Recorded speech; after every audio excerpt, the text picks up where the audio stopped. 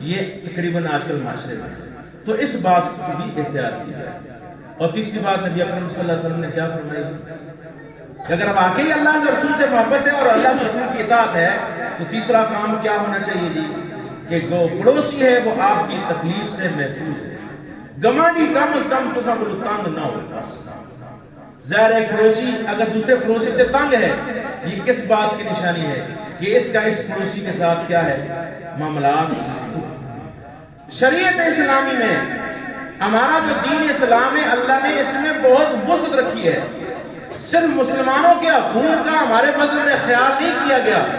بلکہ اگر مسلمانوں کے معاشرے میں کوئی غیر مسلم ہے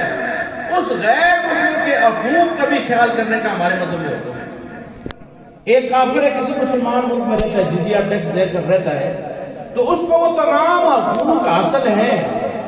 اس کی جان کا بھی تحفظ اس کو حاصل ہے، شرعی طور پر بھی قانونی طور پر، اس کی مال کا بھی تحفظ اس کو حاصل ہے، اس کی عزت کا بھی تحفظ اس کو حاصل ہے کہ بے شک وہ غیر مسلم ہے، کافر ہے، لیکن اس کی عزت پامال کرنے کی اجازت نہیں ہے۔ بے شک وہ کافر ہے، اس کے مال کو چھیننے کی اجازت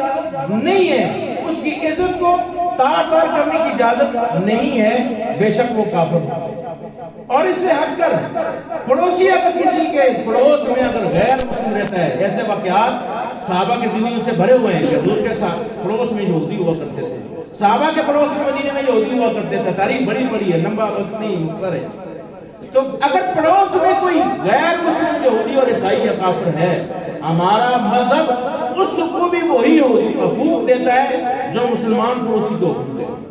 یہ ایک مسلمان استے گمانا دا مسلمان پراس دا گمانی ہے، جڑے آپ استے مسلمان گمانی ہے کہ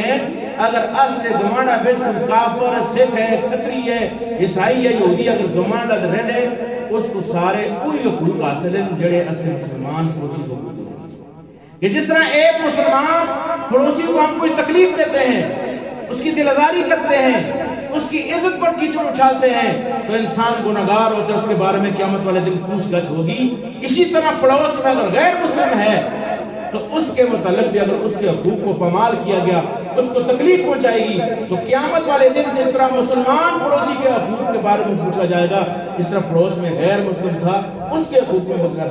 بارے میں باقاعدہ سوال جواب ہوگا۔ تو عرض یہ کر رہا تھا کہ نبی اکرم صلی اللہ علیہ وسلم نے 3 نسخے بتائے کہ اگر واقعتاً کوئی آدمی حضور سے محبت کرتا ہے یا حضور کی اطاعت کرتا ہے یا اطاعت کا دعویٰ کرتا ہے، 3 کام وہ کر لے تو وہ یہ اپنے متعلق کہہ سکتا ہے، یقین رکھ سکتا ہے کہ وہ واقعتاً مجھ سے محبت بھی کرنے والا ہے اور میری اطاعت بھی کرنے والا ہے۔ تو ساری باتوں کا یہ خلاصہ ہوا، رسول سے محبت اور رسول سے اطاعت۔ اللہ رسول سے محبت ہے تو مطلب اللہ سے بھی محبت ہے، رسول کی اطاعت ہے اور تو گویا مطلب یہ کہ اللہ کی بھی اطاعت ہے۔ لیکن حضور کی اطاعت اور محبت ہم اس وقت اپنے آپ کو کہہ سکتے ہیں جبکہ ہمارے زندگی کے معاملات، ہماری صورت شکل حضور کی طرح ہو،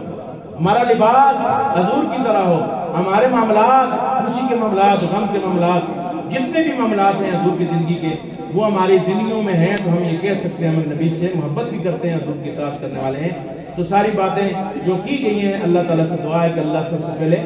مجھے اس کا جو ہے اس پر عمل کرنے کی توفیق عطا فرمائے اور پھر سب کو ہم سب